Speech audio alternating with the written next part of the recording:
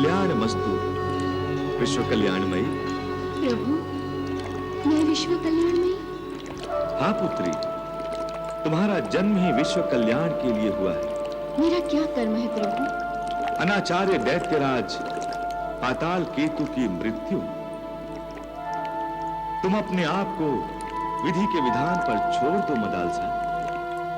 तुम्हारा भविष्य उज्जवल है। तुम जिस संतान को जन्म दोगी वो संतान सनातन धर्म की संबल होगी।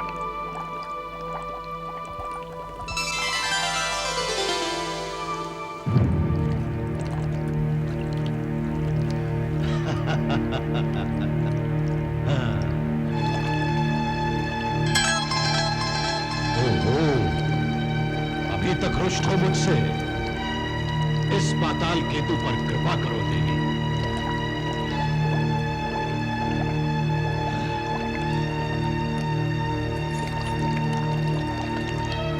ये तो मेरी प्रेम भावना का एक रूप। हमारे विवाह के पश्चात ले जाओ इन्हें मेरी आंखों से दूर। मदालसा! कान खोलकर सुन लो पाताल केतु, मैं अपने प्राण त्याग दूंगी, पर तुझ जैसे दुराचारी के साथ कभी विवाह नहीं करूंगी, कभी नहीं। सुंदरी, मैं दैत्यराज हूँ, अजेय हूँ, बली हूँ, और तुम्हें सुख के सारे साधन देने को तैयार हूँ। कभी नहीं। सुंदरी, तुम मुझे अस्वीकार करके मेरा अपमान कर रही हो। इस पाताल केतु का अपमान, वो पाताल केतु जिससे देवेंद्र भी भयभीत है, इसका परिणाम जानती हो? परिणाम? परिणाम तुम्हारे हाथों में नहीं, भगवान दत्तात्रेय के हाथों में। और जो उनकी उपासना करते हैं वो तुझ जैसे दुराचारी से कभी नहीं डरते। भगवान दत्तात्रेय? ये कौन सा भगवान है? ठीक है, मैं तुम्हारे भगवान दत्तात्रेय को ही बंदी बनाकर यहाँ ले आता हूँ। दत्तात्रेय, कहाँ हो तुम? मैं आ रहा हूँ तुम्हें लेने।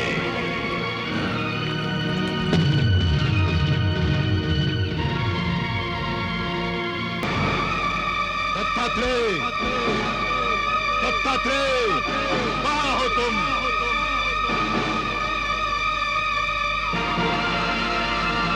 दत्तात्रेय, कहाँ हो तुम? दत्तात्रेय, कहाँ हो तुम?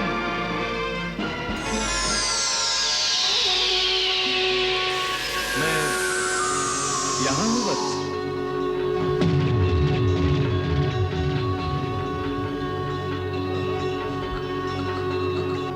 कौन हो तुम? मैं दत्त हूँ, महर्षि अत्रि का पुत्र, इसीलिए आत्रेय हूँ, दत्तात्रेय हूँ। अच्छा अच्छा, तुम हो दत्तात्रेय, मायावी हो, हैं? भयभीत करना चाहते हो मुझे? मैं मायावी नहीं हूँ, सारी माया मेरे अधीन है। ये संपूर्ण संसार मेरी माया है। जो कोई भी मेरे दर्शन की इच्छा व्यक्त करता है, मैं उसे दर्शन देता हूं। तुमने भी यही इच्छा व्यक्त की, इसीलिए मैं तुम्हारे सामने प्रकट हुआ हूं। ये भी कोई प्रकट होने का तरीका है? ये विराट रूप तुम्हें सत्य का ज्ञान कराने के लिए। सत्य? सत्य क्या है दत्तात्रेय? सत्य मैं, और मैं क्या हूं? असत्य? हाँ? तुम असत्य हो पाताल केतु। तुम्हारा ये शरीर असत्य है। ये संसार जो तुम देख रहे हो, ये भी असत्य है। फिर सत्य क्या है? जो नित्य और शाश्वत है, वो सत्य है। सत्य अर्थात जो प्रकट है, दृश्य है, उसे उत्पन्न करने की योग्यता जिसमें है, वो सत्य है। परंतु तुम ये कैसे समझ पाओगे? क्यों? तुम तो असत्य के पीछे भाग रहे हो। जो असत्य है, तुम उसे ही सत्य समझ रहे हो। किस असत्य के पीछे भाग रहा हूं मैं? उस नश्वर शरीर के पीछे जिसका नाम मदालसा है। वाह वाह वाह, अच्छी पलटी मारी तुमने। इसीलिए सत्य सत्य समझाने लगे मुझे। ये माया रची है मदालसा को मुझसे छुड़ाने के लिए। मूर्ख, जिस सौंदर्य पर तुम अपने प्राण लुटा रहे हो, क्या वो सौंदर्य माया नहीं? क्या सौंदर्य नाशवान नहीं? फिर तो संसार में जो कुछ भी है सभी नाशवान है।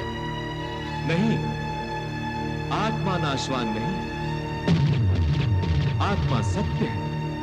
जिस परमात्मा ने तुम्हें जीवन दिया है वो भी सत्य है। उसने तुम्हें भावना की एक सुंदर भेंट दी है जिसका नाम है प्रेम। इस प्रेम भावना को अपने अहंकार और वासना के विकारों से कलुषित मत करो। माया की ओर आकर्षित न होके मायापति परमात्मा की ओर आकर्षित हो जाओ। परमात्मा? कहाँ है परमात्मा? मायावी जो सामने ही नहीं उससे प्रेम करने के लिए कह रहे हो तुम? जो कभी दिखाई ही नहीं देता उसकी ओर आकर्षित हो जाने का उपदेश दे रहे हो तुम? पाताल केतु, परमात्मा तत्व के 4 नाम हैं: सत्य, ज्ञान, अनंत और ब्रह्म। सत्य ही ज्ञान है, ज्ञान ही अनंत है और अनंत ही ब्रह्म है। तुमने कभी सत्य की साधना की ही नहीं। यही कारण है कि साक्षात परमेश्वर सामने होते हुए भी तुम उसे पहचान नहीं सके। ओहो, तुम अपने आप को परमेश्वर समझ रहे हो? माया से महाकाय बनकर मुझे भ्रमित करना चाहते हो? ये माया मुझे भी आती है। मैं महाकाय बनकर दिखाऊं?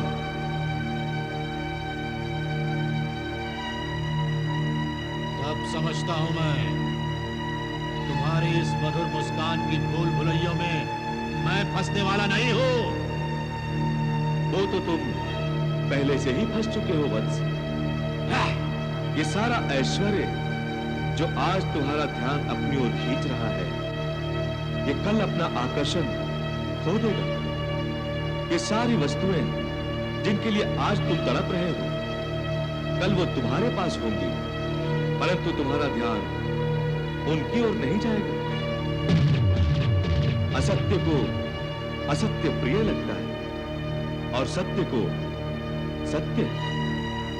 जब तुम असत्य, अनीति, अनाचार और अधर्म का त्याग करोगे, तभी तुम्हें सत्य का तेजस्वी दर्शन होगा और दर्शन होते ही तुम्हें ज्ञान का साक्षात्कार होगा। ज्ञान का साक्षात्कार होते ही तुम अपने आप प्रभु की भक्ति करने लगोगे। मदालसा की भक्ति छोड़कर प्रभु की भक्ति? नहीं दत्तात्रेय, नहीं। मेरे हृदय पर तो मदालसा के सुंदर मुख की छाप लग चुकी है। वो अब नहीं मिटेगी।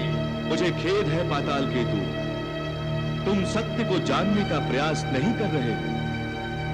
अगर तुम ऐसे ही हठधर्मी करोगे तो तुम्हारा विनाश अटल है। मेरा विनाश?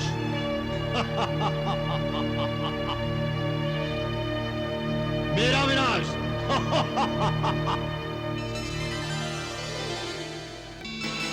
नारायण नारायण।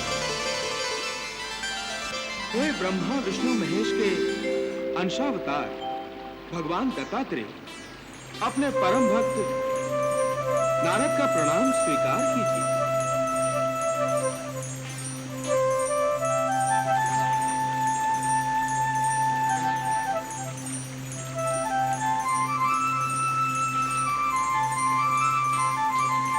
कहिए देवर्षि, क्या देखा, क्या सुना?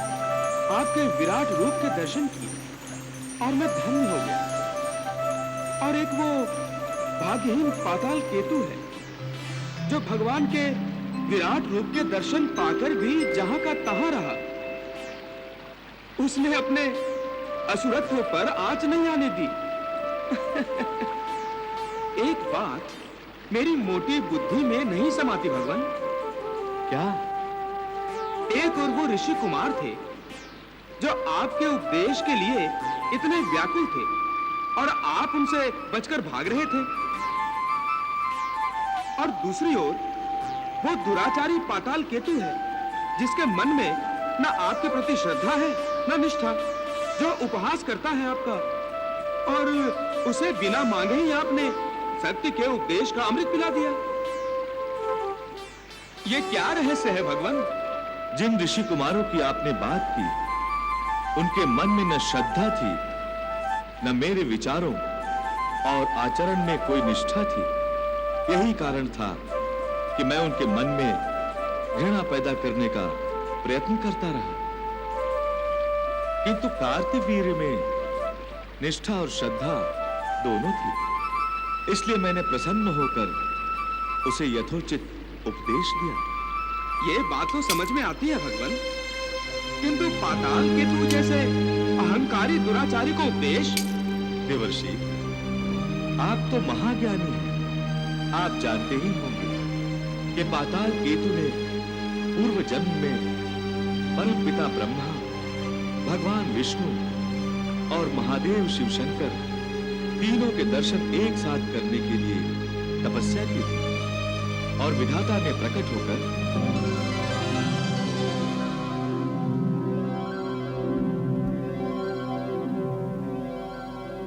तुम्हारी मनोकामना पूर्ण होगी वत्स। अगले जन्म में तुम्हें मेरे, भगवान विष्णु और भोलेनाथ के एकत्रित दर्शन होंगे। हम तीनों दत्तात्रेय के रूप में पृथ्वीलोक पर अवतरित होने वाले हैं, और तुम्हारी कठोर तपस्या का तुम्हें यह फल मिलेगा कि तुम भगवान दत्तात्रेय के विराट रूप के दर्शन कर पाओगे, जो हर किसी के भाग्य में नहीं होते वत्स। परमपिता, मैं अनुग्रहित हुआ।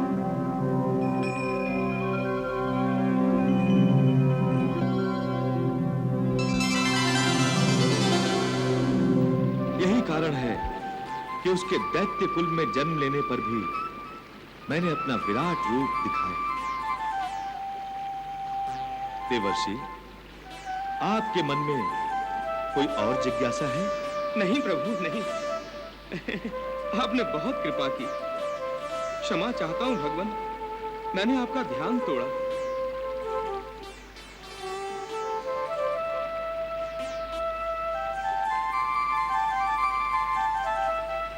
नारायण नारायण।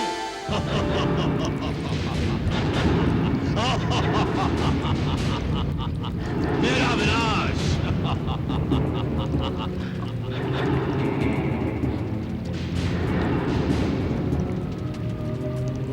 लालसा,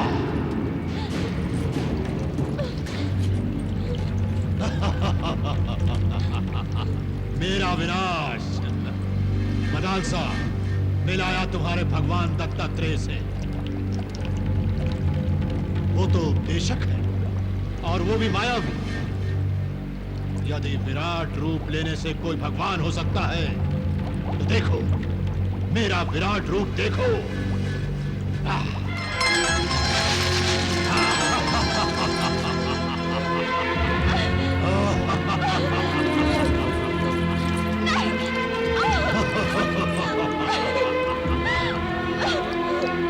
अब तो विश्वास हुआ।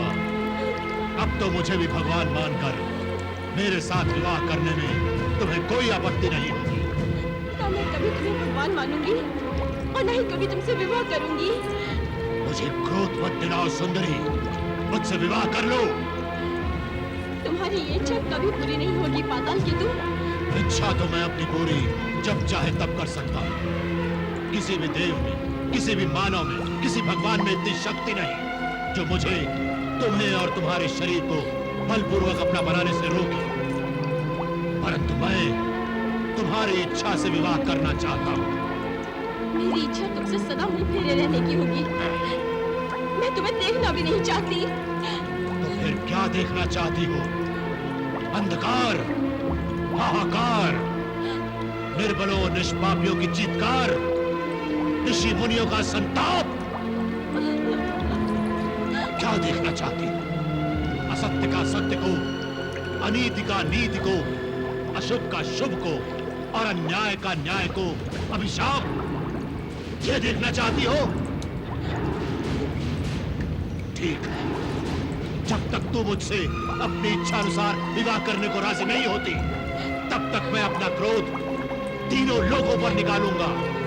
तीनों लोगों को ध्वस्त कर दूंगा मैं। कहीं कोई यज्ञ नहीं करेगा, कोई कल्याणकारी कार्य नहीं होगा। मेरी खड़क काटना शुरू करेगी तो निष्पाप निरपराधी नहीं देखेगी। बच्चों और बड़ों में, स्त्री और पुरुष में भेद नहीं करेगी। वो काटती जाएगी, तुम्हारा नाम लेती जाएगी, बोलती जाएगी ये सब मदालसा के कारण है। मदालसा यही चाहती है। मदालसा पाताल केतु के साथ विवाह नहीं करना चाहती। मैं जो भी हत्याएं करूंगा वो तुम्हारे नाम पर होंगी। जो भी पाप करूंगा वो तुम्हारे नाम पर होंगी। तुम उत्तरदायी होगी अब तीनों लोगों से उठती हुई त्राही त्राही की, आंधी की।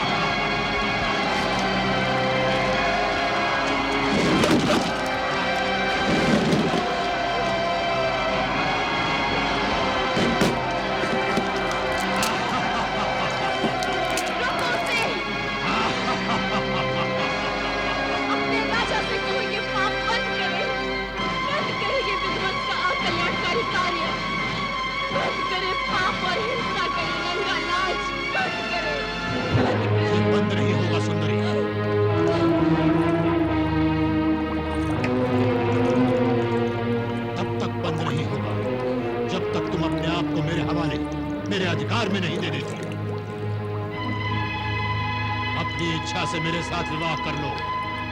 मैं वचन देता हूँ, मेरे हाथों कोई वध नहीं होगा।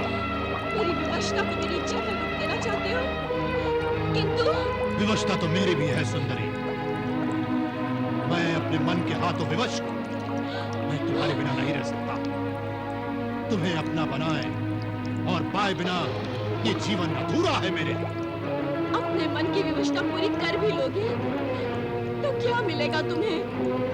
एक हाड़ मास का जीता जागता सांस लेता हो पुतला, जिसकी अपनी कभी भी कहीं भी कोई प्रतिक्रिया नहीं होगी, जो कभी तुम्हारे प्रेम का उत्तर प्रेम से नहीं दे पाएगा। वो सब तुम मुझ पर, मेरे प्रेम की शक्ति, मेरे प्रेम की सच्चाई पर छोड़ दो। मुझे इस विवाह के लिए तुम्हारी इच्छा, मन की इच्छा चाहिए। असत्य नहीं बोल सकती मैं, और सत्य ये है कि मेरी इच्छा नहीं है तुमसे विवाह करने की। नहीं है? नहीं है, और होगी भी नहीं, कदापि नहीं। मदालसा, तुम्हें पाने के लिए मैं बड़े से बड़ा पाप और बड़े से बड़ा पुण्य कर सकता हूँ। मैं तीनों लोगों को जला सकता हूँ और त्रिलोक में सुंदर से भी सुंदर भवन बनवा सकता हूँ तुम्हारे लिए। तुम्हारी किसी भी वस्तु में मेरी आसक्ति न है और न ही होगी। तो फिर किस में आसक्ति है? हाँ!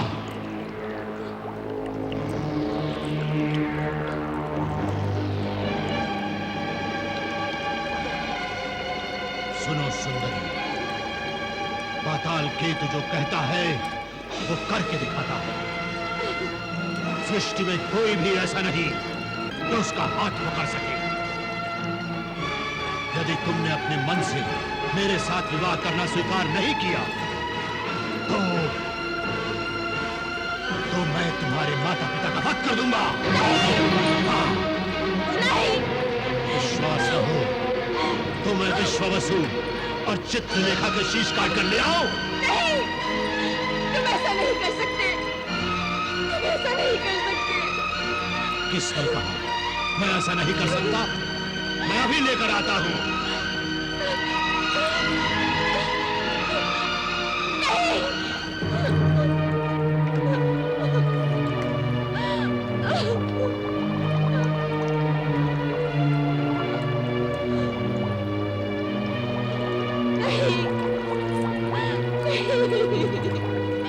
तुम जो चाहते हो वही होगा। मैं अपनी पसंद नापसंद पर अपने माता पिता को बलिदान नहीं कर सकती।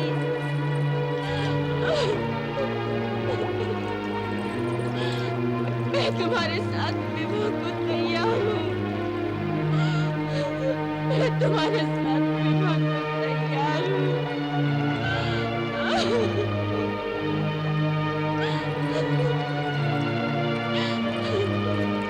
तुमने ये निर्णय अपनी इच्छा से लिया है ना? बिना किसी भय और दबाव के मैं तुम्हारे साथ विवाह को तत्पर हूँ।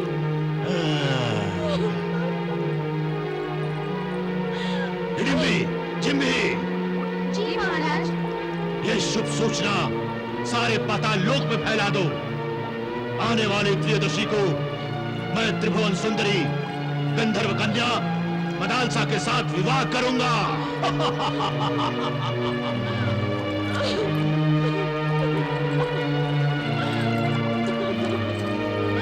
हे देवताओं, गंधर्वों, किन्नरों, दसों दिशाओं, दिग्गजों, दिक्पालों, आप में से किसी में भी पाताल केतु पर प्रतिबंध लगाने की क्षमता नहीं है। इसीलिए मैं गंधर्व राज विश्वावसु की पुत्री